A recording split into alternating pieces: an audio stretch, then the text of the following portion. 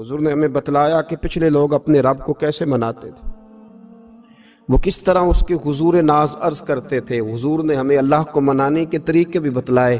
फरमाया जब माँ बाप दुआ मांगेंगे औलाद के हक में तो वो मान जाएगा। हुजूर अलैहिस्सलाम ने फरमाया जब मुसाफिर दुआ मांगेगा तो अल्लाह मान जाएगा। फरमाया मेरे रसूल करीम ने कि जब बीमार दुआ मांगेगा तो अल्लाह मान जाएगा।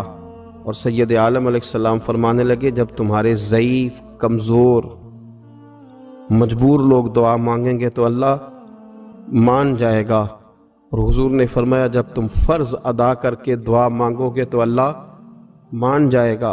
और मेरे महबूब ने फरमाया जब पिछली रात उठ के तुम उसके हुजूर अर्ज़ करोगे तो वो तुम्हारी दुआओं को कबूल कर लेगा, वो तुम मान जाएगा। और हुजूर ने हमें दिन बताए, फरमाया जुमे वाले दिन मांगना मान जाएगा, शब कदर को मांग लेना मान जाएगा, शब बारात में दुआएं करना वो मान जाएगा, रमज़ान की रातों में मांगना मान जाएगा, कुरान पाक के ख़त्म के मौके पर दुआ करना मान जाएगा। तरीके बतलाए। अब ये है कि हमने तो मांगना था ना उसकी बारगाह में, हमने तो हाजिर होना था, हमने तो जाना था। अब हमने आगे बढ़ना है, उसके हुजूर अर्ज करना है। हुजूर ने हमें बतलाया कि मोमिन मुत्तकी होता है ना, परहेजगार होता है, तो इसने कुछ नेकियां भी की होती हैं। जिस तरह इसे अपने गुनाहों का पता होता है ना, इसे पता होता है कि नहीं यार फलां काम मैंने फ़कत अल्लाह की रज़ा के लिए किया हुआ है, वो मेरा और मेरे रब का राज है। फरमाया जब तुम बड़े उलझ जाओ ना, जब तुम बड़ी आजमाइश में आ जाओ और जब तुम समझ लो कि अब मैं बड़ी तकलीफ में आ गया हूं, तो फिर एक तरीका हुजूर ने हमें और भी बतलाया मांगने का, एक और तरीका भी बतलाया। और वो रवायत सही मुस्लिम में मौजूद है। रावी हजरत अब्दुल्ला इब्न उमर रदी अल्लाह ताला हुजूर फरमाते हैं 3 लोग सफर कर रहे थे। ये आप अंदाजा फरमाइए सही मुस्लिम की हदीस है। और जरा हुजूर के समझाने का एक ये रंग भी है अल्लाह को मनाने का, एक ये अंदाज भी है उसकी बारगाह में गुजारिशात पेश करने का। ये भी एक तरीका हुजूर ने हमें बतलाया।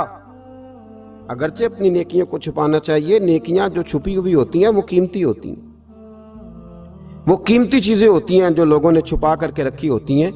हजरत अब्दुल्ला इब्न उमर फरमाने लगे कि नबी पाक सल्लल्लाहु अलैहि वसल्लम फरमाते हैं 3 लोग सफर कर रहे थे, रास्ते में तूफान आ गया, तेज बारिश शुरू हो गई, तो हुजूर फरमाते हैं वो तीनों बारिश से बचने के लिए एक गार में छुप गए।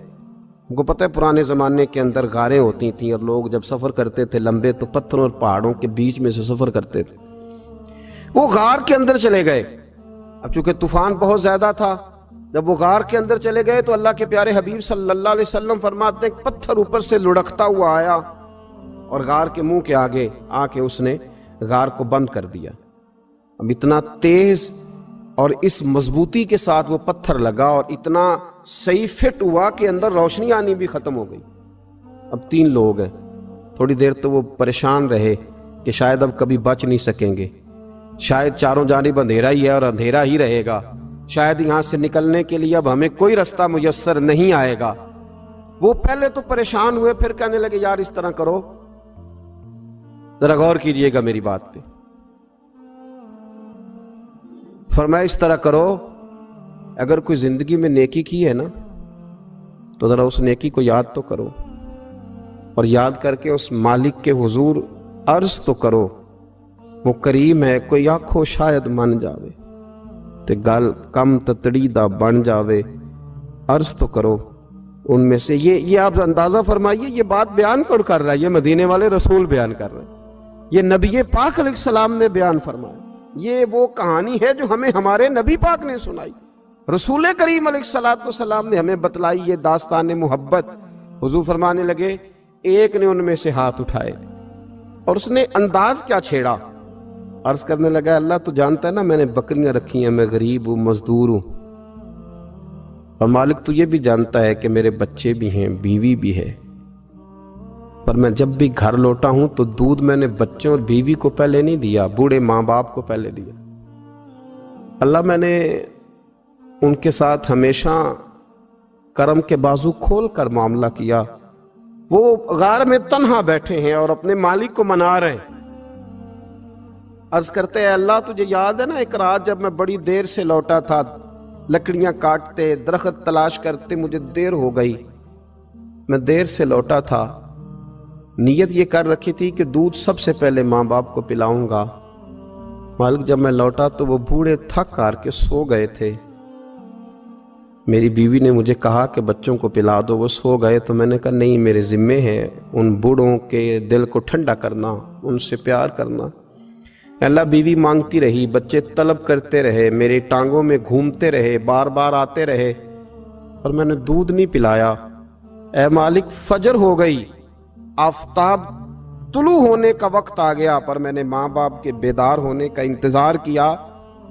اے اللہ وہ جب اٹھے تو ان کی آنکھوں میں جو میرے لیے دعا تھی اور ان کے سینوں میں جو میرے لیے کرم تھا، اگر تیری بارگاہ میں وہ نیکی قبول ہے تو مالک پھر رحم فرما، نہ اس مشکل سے آسانی عطا فرما۔ سنو سنو، رسول کریم صلی اللہ علیہ وسلم فرماتے ہیں کہ اس بندے کی دعا مکمل ہوئی تو پتھر تھوڑا سا سرک گیا، اور اتنا سرکا کہ آسمان نظر آنے لگا۔ جس نے ماں باپ کو منایا ہے، ان سے پیار کیا ہے، پھر یہی بات وسیلہ بن جائے گی رب کے ماننے کا، پھر یہ وسیلہ بنے گی، اللہ اس سے مان جائے گا۔ پھر رسول کریم صلی اللہ علیہ وسلم فرمانے لگے،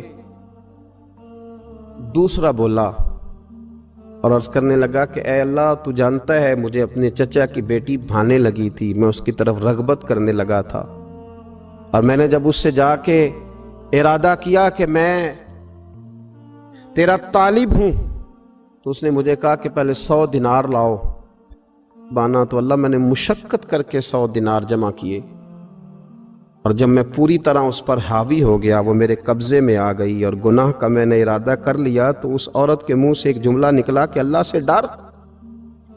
اے مالک وہ میرے قبضے میں تھی، اے اللہ میں گناہ پر قادر تھا، میں چاہتا تو گناہ کر لیتا، لیکن جب اس نے تیرا نام لے کے کہا نا کہ اللہ سے ڈر، اللہ میں ڈر گیا، میں اسے چھوڑ کے آ گیا۔ اگر تجھے یہ بات پسند ہے تو پھر نکال دینا اس مشکل سے، پھر کر دینا کرم۔ اللہ میری بھی تو چڑھتی جوانی تھی نا، میں بھی تو سب کچھ کر سکتا تھا، پر تیرے لیے، تیری خاطر میں لذت گناہ سے باز رہا، تو اللہ تو رحمت فرما دے۔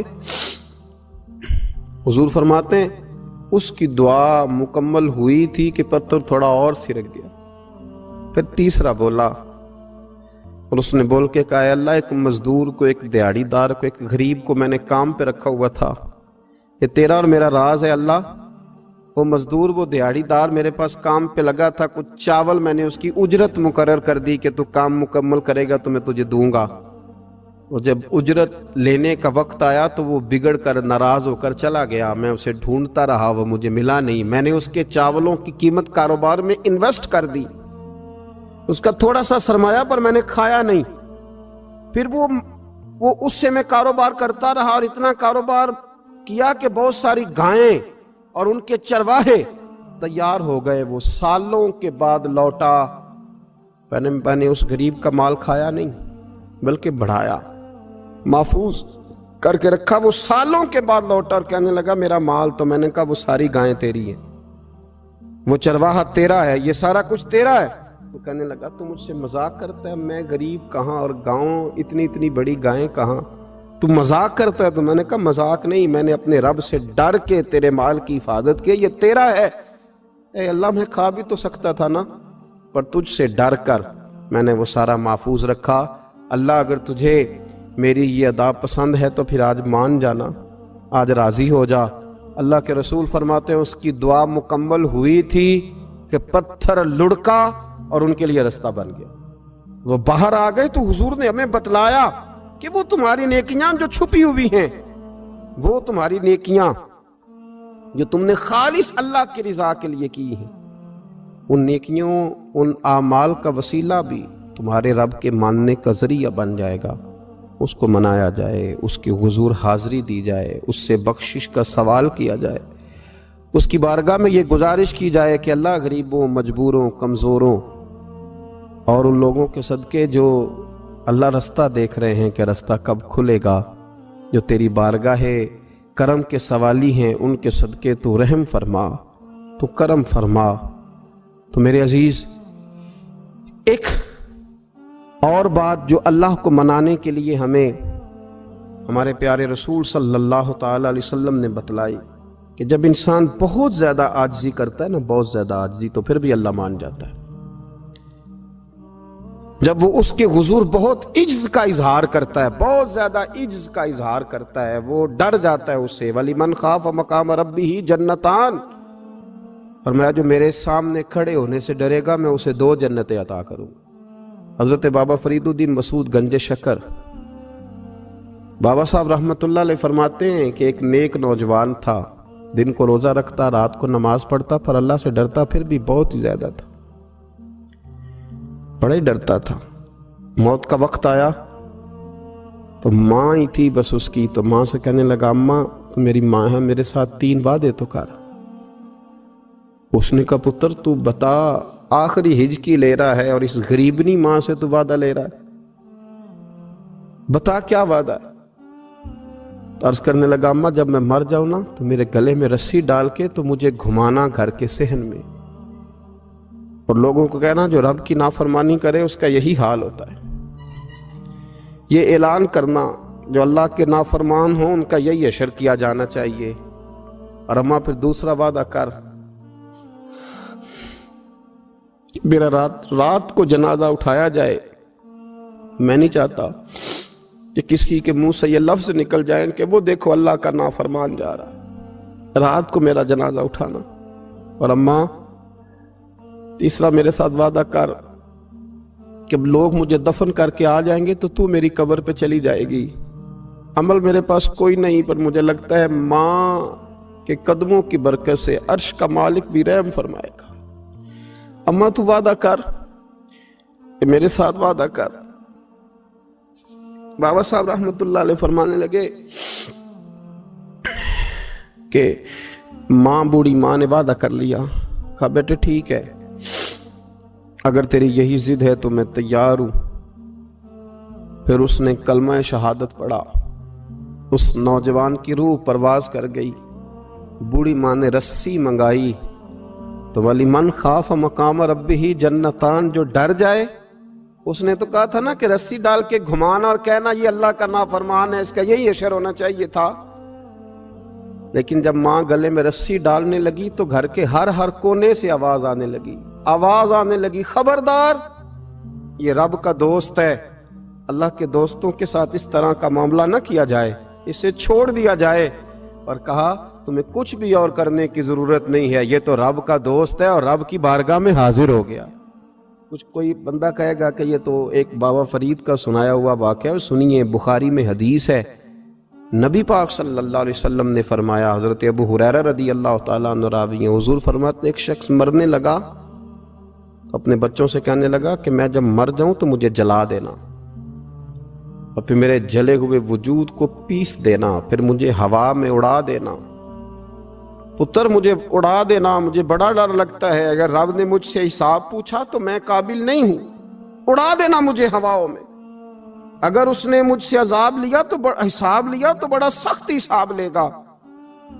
حضور فرماتے ہیں، بخاری میں موجود ہے، اس کے بچوں نے اسی طرح کیا، اس کے مرنے کے بعد اسے جلایا، ہوا میں اڑا دیا۔ اللہ کے محبوب فرماتے ہیں رب کریم نے حکم دیا زمین کو کہ اس کے ذرات کو جمع کرو، زمین نے ذرے جمع کیے، خدا نے حکم دیا تو اس کا وجود پھر سے اسی شکل میں آیا۔ تو رب کریم نے فرمایا یہ جو تو نے وصیت کی تو کیوں کی؟ اللہ جانتا ہے کہ نہیں جانتا؟ یہ کی تو کیوں کی؟ تو رو پڑا، کہنے لگا اللہ میرے اندر تو طاقت نہیں تھی تیرے سامنے کھڑا ہو کے حساب دے سکوں، تجھے منانے کے لیے تیرے خوف سے ڈر گیا، میں ڈر گیا۔ اگرچہ ہمارے بزرگوں نے لکھا ہے کہ آج یہ وصیت کرنا، اس رنگ میں یہ طرز اختیار کرنا درست نہیں، لیکن آپ غور فرمائیے کہ نبی پاک علیہ السلام فرماتے ہیں جب اس نے کہا نا اللہ تجھ سے ڈر کے یہ کیا، تو رب کریم نے فرمایا جا پھر میں نے تیری مغفرت کر دی، کیونکہ اللہ کو پتا تھا یہ دل سے بات کر رہا ہے۔ ایک چوتھی بات میرے رسول پاک علیہ السلام نے فرمایا کہ جب رب نہ مانے تو پھر وہ کمزوروں کے صدقے مان جاتا ہے۔ پھر وہ ضعیفوں کے صدقے مان جاتا ہے۔ فرمایا اللہ تم سے بارشیں روکنا چاہتا ہے، پر تمہارے ضعیفوں، کمزوروں، غریبوں کے صدقے، مجبوروں کے صدقے وہ تم پر بارشیں برساتا ہے۔ حضور فرماتے ہیں رب اشغاذا اغبر لو اقسم علی اللہ لا برا۔ کچھ ایسے لوگ ہوتے ہیں کہ ان کے بالوں میں خاک پڑی ہوتی ہے، چہروں پہ مٹی الجھے ہوئے ہوتے ہیں، لیکن اگر وہ اللہ پہ قسم کھا لیں تو اللہ ان کی قسم بھی پوری کر دیتا ہے۔